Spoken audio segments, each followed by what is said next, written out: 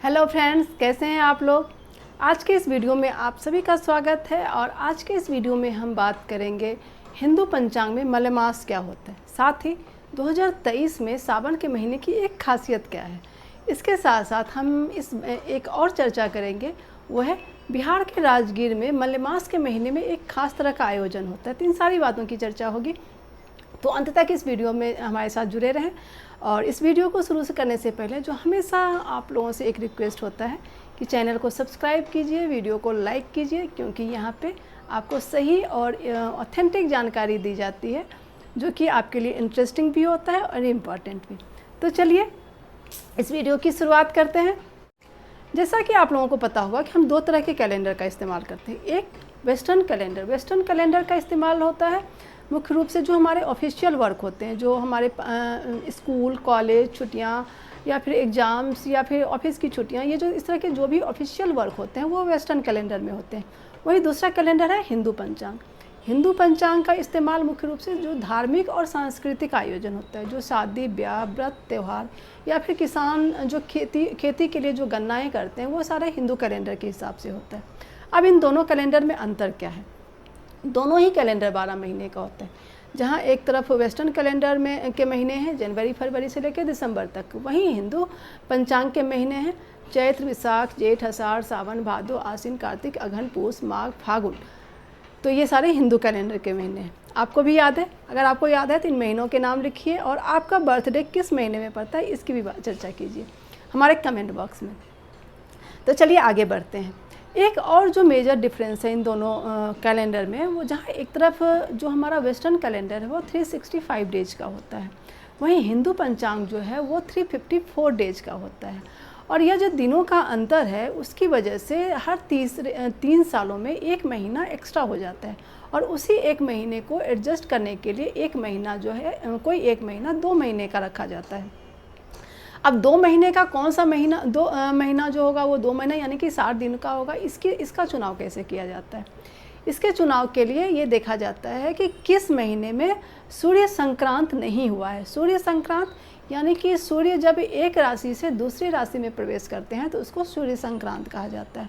तो जिस मंथ में सूर्य संक्रांत नहीं होता है उस मंथ को 2 मंथ का कर दिया जाता है। और क्योंकि 2023 में सावन में कोई सूर्य संक्रांत नहीं है, इसलिए सावन का महीना इस बारी जो है वो 2 महीने का हुआ है। और ये लगभग 2 दशक के बाद ऐसा हुआ है कि सावन का महीना जो है वो 2 महीने का। तो ये सारी बातें हो गई आपकी मलेमास से संबंध में। अब मलेमास को लेकर एक और बड़ा इंटरेस्टिंग कहानी है कि ऐसा हिंदू मान्यताओं में ऐसा कहा जाता है कि हर हिंदू कैलेंडर का हिंदू मंथ का जो भी महीना है उसके अपने एक देवी देवता है, मतलब उसके एक मालिक देवता होते हैं। मतलब हर एक महीने से एक देवता जुड़े होते हैं, लेकिन मलेमास क्योंकि एक्स्ट्रा मंथ है तो इसके साथ किसी देवता का नाम जुड़ा हुआ नहीं था, और इस वजह से मलेमास जो है वो विष्णु के पास जाते हैं और उनसे गुहार लगाते हैं कि हमारा तो कोई है ही नहीं, हम तो अनाथ हैं। तो विष्णु बोलते हैं कि चलो मैं तुम्हारा नाथ हूँ, मैं तुम्हारा जो मलेमास का जो महीना होगा वो मेरे से जुड़ा हुआ होगा। इसलिए इस महीने को पुरुषोत्तम मास भी कहा जाता है। वैसे मलेमास को अधिमास भी कहा जाता है और पुरुषोत्तम मास कहा जाता है। और ऐसी मान्यता है कि इस महीने का धार्मिक रूप से बड़ा इम्पोर्टेंस होता है। इस महीने में धार्मिक कर्मकांड करने चाहिए, मतलब दान दक्षिणा देना चाहिए, इससे बड़ा ही पुण्य होता है। क्योंकि अब एजुकेशनल चैनल है तो इस तरह की हम अंधविश्वास की बातें नहीं इस चैनल पे करना चाहते हैं।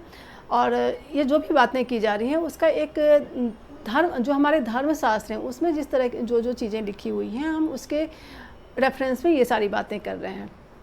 तो जो मलेमास है वो विष्णु के साथ जुड़े होने के कारण इस महीने का अपना एक धार्मिक इम्पोर्टेंस है।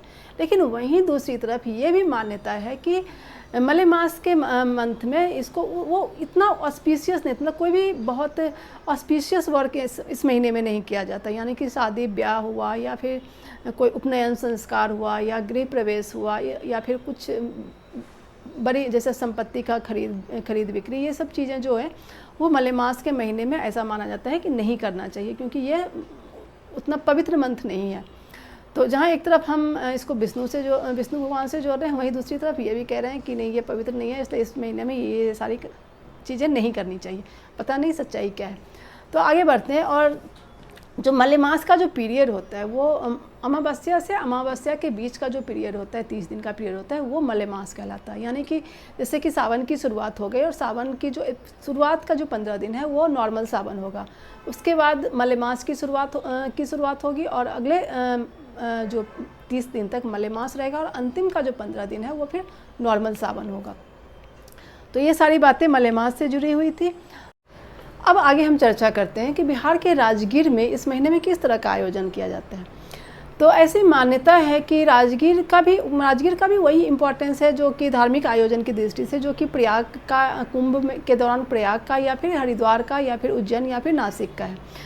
और ऐसी मान्यता है कि मलेमास के दौरान जो हिंदू धर्म के जो 33 करोड़ देवी देवता हैं, क्योंकि हिंदू धर्म में 33 करोड़ देवी देवताओं की बात की गई, तो सारे देवी देवता मलेमास के वक्त राजगीर में इकट्ठा होते हैं और इसलिए उस जगह की एक खास अपनी अहमियत है। और जिस दौरान जैसे कि आप कुंभ में गंगा में स्नान करते हैं या फिर उज्जैन में आप नर्मदा में स्नान करते हैं, उसी तरीके से राजगीर में बहुत सारे कुंड बने हुए हैं और उसमें उस कुंड में स्नान करने की अपना एक महत्व है। और ऐसा माना जाता है कि जब देवी देवता प्राचीन काल में वहाँ पे आए थे तो खुद ब्रह्मा ने उन कुंड का या फिर जो जलप्रपात हैं उन सब का निर्माण किया था ताकि देवी देवताओं को स्नान करने में कोई दिक्कत ना हो। तो उस कुंड में स्नान करके श्रद्धालु अपना जो भी पूजा पाठ आराधना करते हैं। तो राजगीर जो है वो एक धार्मिक आयोजन का केंद्र बन जाता है इस मलेमास के महीने में। तो ये सारी बातें थी मलेमास को लेकर। मुझे उम्मीद है कि आपको यह वीडियो पसंद आया होगा और अगर पसंद आया है तो इसको लाइक कीजिए और चैनल को भी सब्सक्राइब कर लो यार। तो चलिए फिर एक नए वीडियो में एक नए टॉपिक के साथ मिलते हैं, तब तक के लिए जय हिंद।